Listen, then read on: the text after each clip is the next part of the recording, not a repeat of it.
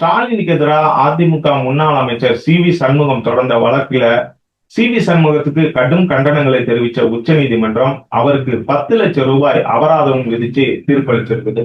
அதாவது தமிழ்நாட்டை மட்டுமல்ல இந்தியா முழுவதும் பல்வேறு அரசியல் கட்சி தலைவர்கள் ஆளக்கூடிய கட்சி அரசோட தலைவர்கள் பேர்ல பல்வேறு திட்டங்கள் செயல்படுத்தப்பட்டுச்சு, இப்பொழுதும் செயல்படுத்தப்பட்டிருக்கிறது. தமிழ்நாட்டை பொறுத்து பல்வேறு திட்டங்களுக்கு பல்வேறு தலைவர்கள் பேர் இருக்கிறத நம்ம காலங்காலமா பார்த்துக்கிட்டு இருக்கோம். காமராஜர் ஆட்சி காலத்துல கொண்டு வரப்பட்ட மதிய உணவு திட்டத்துக்கு இன்னும் இப்பவும் பார்த்தீங்கன்னா காமராஜர் மதிய உணவு திட்டம் தான் சொல்றோம். அதே மாதிரி எம்ஜிஆர் காலத்துல கொண்டு வரப்பட்ட இந்த சத்துணவு திட்டத்துக்கு இன்னைக்கு வரைக்கும் நம்ம எம்ஜிஆர் சத்துணவு திட்டம் தான் சொல்றோம். அந்த மாதிரி கடந்த சில ஆண்டுகளுக்கு முன்பு கலைஞர் கருணாநிதி வண்ண தொலைக்காட்சி திட்டத்தை அறிமுகப்படுத்தினாரு.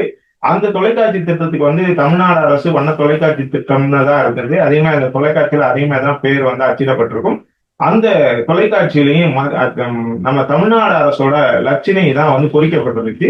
ஆனா அது பொதுமக்கள் மத்தியில அது கலைஞர் டிவி அப்படிங்கிற பேர்ல தான் அறியப்பட்டுச்சு. அதே மாதிரி அதன் பிறகு ஆட்சிக்கு வந்த ஜெயலலிதாவும் என்ன பண்ணாங்கன்னா அம்மா மிக்சி, அம்மா கிரைண்டர் அப்படின்னு பல்வேறு திட்டங்களை அவங்களும் இலவச பொருட்களுக்கு அந்த பெயர்களை பயன்படுத்தி தான் செயல்படுத்தினாங்க. இத்தகைய சூழல்ல தான் இப்ப ஸ்டாலின் என்ன பண்ணாருன்னா உங்களுடன் ஸ்டாலின், நலங்காக்கும் ஸ்டாலின் அப்படின்னு சொல்லிட்டு 2 திட்டங்களை செயல்படுத்திட்டு வராரு. இது வரக்கூடிய சட்டமன்ற தேர்தலை முன்னோட்டமாக மக்களிடையே இன்னும் பிரபலமாகிறதுக்கு, மக்களிடையே இன்னும் வாக்குகளை அதிகப்படுத்துவதற்காக இந்த திட்டத்தை செயல்படுத்திக்கிட்டு இருக்கிறார். ஒரு விமர்சனம் இருந்தாலும் இது மக்களிடையே பாத்தீங்கன்னா பல்வேறு வரவேற்புகளை பெற்றிருக்கு அப்படிங்கறதுல எந்த மாற்று கருத்தும் இல்லை. ஏன்னா உங்களுடன் ஸ்டாலின் அப்படிங்கிறது மூலமா பல்வேறு திட்டங்களை, அதாவது 1000 ரூபாய் திட்டத்துக்கு விண்ணப்பிக்கிறதுல இருந்து, ரேஷன் கார்டு மாத்துறதுல இருந்து, ரேஷன் கார்டு புது ரேஷன் கார்டுக்கு விண்ணப்பிக்கிறதுல இருந்து, இந்த மாதிரி நிறைய சேவைகளுக்கு இந்த உங்களுடன் ஸ்டாலின்ங்கிற திட்டம் செயல்படுத்தப்படுது. அதே மாதிரி இந்த பக்கம் பாத்தீங்கன்னா நலங்காக்கும் ஸ்டாலின் மூலமா பல்வேறு மருத்துவ உதவிகளை செய்யறாங்க. அதை எதிர்கட்சிகளுக்கு ஒரு விமர்சனத்தை விமர்சனம் செய்தாலும் மக்களிடையே ஒரு நல்ல வரவேற்பு ஏற்படுத்திருக்கு. அதனால வரக்கூடிய தேர்தல் களம் திமுகவுக்கு சாதகமா போயிடக்கூடாது அப்படிங்கறதுனால அதிமுக சார்பில் இதுக்கு கடுமையான கண்டனங்கள் தெரிவித்ததுல அதிமுக முன்னாள் அமைச்சரும் வழக்கறிஞருமான சி.வி. சண்முகம் என்ன பண்ணாருன்னா சென்னை உயர்நீதிமன்றத்துல இந்த ஸ்டாலினோட பெயர், இந்த அரசு திட்டங்களை ஸ்டாலினோட பெயர், புகைப்படம் மற்றும் முன்னாள் முதலமைச்சர் கருணாநிதியோட புகைப்படங்களை பயன்படுத்துறத தடுக்கணும், அதுக்கு தடையை போடணும் அப்படின்னு சொல்லிட்டு வழக்கு தொடர்ந்தார். அந்த வழக்கு விசாரித்த சென்னை உயர்நீதிமன்றம் என்ன சொன்னாங்கன்னா முன்னாள் முதலமைச்சரோட கருணாநிதியோட படத்தை பயன்படுத்தக்கூடாது, ஆனா இப்ப ஆளக்கூடிய அரசு அவர் தான் அரசின் தலைவர் அப்படிங்கறதுனால ஸ்டாலினோட படத்தையும் பேரையும் பயன்படுத்தலாம் அப்படிங்கிற மாதிரி ஒரு இது பண்ணாங்க. இது ஒரு பார்சியலி பிளாக் அப்படிங்கிற மாதிரி இருந்தது. ஆனா இதுக்கு எதிராக என்ன பண்ணாங்கன்னா தமிழ்நாடு அரசு சார்பில் உச்ச நீதிமன்றத்துல இது பண்ணாங்க. இதுக்கு முன்னதா இந்த மாதிரி திட்டத்துக்கு ஒரு தலைவரோட பெயரை பயன்படுத்தக்கூடாது, மறைந்த தலைவர்களோட பெயர்களை பயன்படுத்தக்கூடாது, புகைப்படங்களை பயன்படுத்தக்கூடாது அப்படின்னு சென்னை உயர்நீதிமன்றம் சி.வி. சண்முகம் தொடர்ந்த வழக்குல சென்னை உயர்நீதிமன்றம் இந்த மாதிரி உத்தரவு போட்டனால இப்ப நடைமுறையில் இருக்க அதிமுக ஆட்சியில் கொண்டு வரப்பட்டு இப்ப நடைமுறையில் இருக்கக்கூடிய சில திட்டங்கள்ல பெயர்ல ஜெயலலிதா பேர்ல இருக்கக்கூடிய அம்மா உணவகம், இன்னும் சில திட்டங்கள் இன்னும் நடைமுறையில் இருக்குது. அந்த திட்டங்களுக்கான பெயர்கள் மாற்றப்படுவதற்கான வாய்ப்பு இருக்கிறதா சொல்லப்பட்டது. இதனால அதிமுகவில் இருக்கிற தொண்டர்களே சி.வி. சண்முகத்தை கடுமையா எதிர்த்தாங்க. அம்மா பேர்ல இருக்க திட்டங்களுக்கு மூடு விழா, ஏற்கனவே திமுக மூடு விழா நடத்துறாங்க, மொத்தமா க்ளோஸ் பண்றதுக்கு சி.வி. சண்முகம் இந்த மாதிரி ஒரு முடிவு எடுத்திருக்காரா அப்படிங்கிற மாதிரி விமர்சனத்துக்கு உள்ளாக்குனாங்க. இத்தகைய சூழல என்ன பண்ணாங்கன்னா திமுக அரசு உச்ச நீதிமன்றத்துல இது தொடர்பா உயர்நீதிமன்றம் விதித்த தடைக்கு எதிராக உச்ச நீதிமன்றத்துல மேல்முறையீடு செஞ்சாங்க. இந்த வழக்குல திமுக சார்பில் வில்சனும் முகுல் ரோத்தகியும் ஆஜரானாங்க. இந்த வழக்கு உச்ச நீதிமன்றத்துல பி.ஆர். கவாய் அமர்வு முன்பு விசாரணைக்கு வந்தது. அப்ப திமுக சார்பில் வாதிட்ட வழக்கறிஞர்கள் என்ன சொன்னாங்கன்னா பல்வேறு அரசியல் திட்டங்களுக்கு பல்வேறு அரசு தலைவர்களோட பெயர்கள் இருக்குது. இந்திய அளவுல பாத்தீங்கன்னா பல்வேறு திட்டங்களுக்கு பிரதமர் மோடியோட புகைப்படங்கள் பயன்படுத்தப்படுது. கொரோனா தடுப்பூசிக்கு வழங்கப்பட்ட அந்த சான்றிதழ்ல கூட பிரதமர் மோடியோட புகைப்படங்கள் இருக்கு. இப்பவும் பல்வேறு திட்டங்களை மத்திய அரசு செயல்படுத்துறாங்க. அந்த பல்வேறு திட்டங்கள்ல பாத்தீங்கன்னா பிரதமர் மோடியோட புகைப்படமும் அவரோட பேர் பயன்படுத்தப்படாம இல்ல.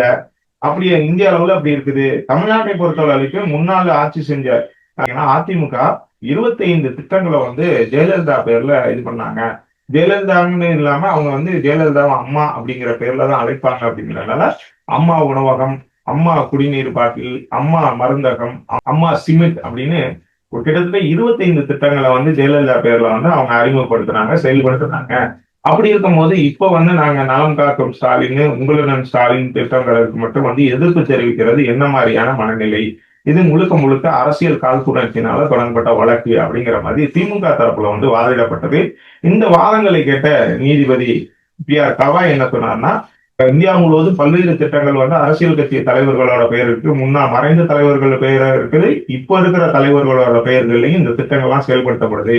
சி.வி. சண்முகத்துக்கு உண்மையிலேயே அக்கறை இருந்துச்சுன்னா ஒட்டுமொத்தமா இந்த இருக்கக்கூடிய இந்த திட்டங்களுக்கு எதிராக தான் அவர் வழக்கு தொடர்ந்திருக்கணும்.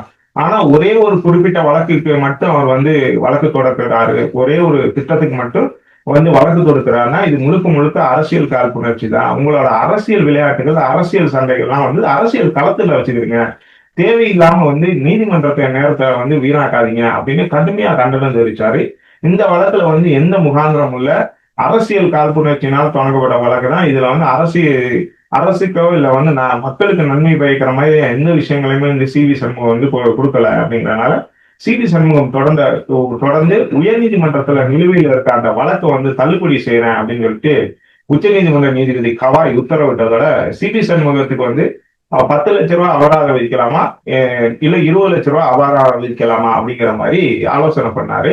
அதாவது சி.வி. சண்முகம் வந்து தேவையான அரசியல் தொடர்பான சண்டையை வந்து அரசியல் களத்தில் இல்லாம நீதிமன்றத்துல கொண்டு வந்து நீதிமன்ற நேரத்தை வீணாக்கியதற்காக இந்த இத்தனை லட்சம் ரூபாய் அபராதம் அப்படிங்கிறத சொன்னாரு. கடைசியா 10 லட்சம் ரூபாய் சி.வி. சண்முகத்துக்கு அபராதம் வச்சாரு. இந்த அபராதத்தை ஒரு வாரத்துக்குள்ள சென்னை உயர்நீதிமன்றத்துல செலுத்தணும். அதாவது சி.வி. சண்முகம் முதன்முறையா வழக்கு தொடர்ந்த சென்னை உயர்நீதிமன்றத்துல இந்த 10 லட்சம் ரூபாயை செலுத்தணும். இல்லைன்னா இது வந்து நீதிமன்ற அவமதிப்பு வழக்காக கருதப்பட்டு அதன் மீது நடவடிக்கை எடுக்கப்படும் அப்படின்னு எச்சரிக்கை விடுத்திருக்காங்க. இந்த வழக்குல வந்து ஸ்டாலினுக்கு எதிராக சி.வி. சண்முகம் தொடர்ந்த வழக்கு அவருக்கு எதிராகவும் அதிமுகவுக்கு எதிராகவும் திரும்பி இருக்கிறது பாத்தீங்கன்னா, அரசியல் களத்துல அதிமுகவுக்கு பெரும் பின்னடைவா பார்க்கப்படுது. ஏன்னா சட்டமன்ற தேர்தல் நெருங்கி வரக்கூடிய சூழ்நிலையில சி.வி. சண்முகம் இந்த மாதிரி வழக்குல வந்து தோற்றுறது அப்படிங்கிறது பெரிய பின்னடைவாகவும், அதிமுக தொண்டர்கள் ஏற்கனவே பாத்தீங்கன்னா அம்மா திட்டங்களுக்கு மூடு விழா நடத்துறதுக்கு இந்த வேலைகள்லாம் பண்றாரு அப்படிங்கிற மாதிரி இப்ப சி.வி. சண்முகத்துக்கு வந்து அபராதம் விதிச்சிருக்கனால இது பெரிய அளவுக்கு பேசுபொருளா மாறி இருக்குது. அதனால இன்னும் வரக்கூடிய காலங்கள்ல இன்னும் 7-8 மாதங்கள் மட்டுமே தேர்தல் இருக்கக்கூடிய இன்னும் கவனமா செயல்படணும், அதிமுக தலைமைகள் வந்து இன்னும் கவனமா செயல்படணும் அப்படிங்கிறது அதிமுக தொண்டர்களோட கருத்தா இருக்குது.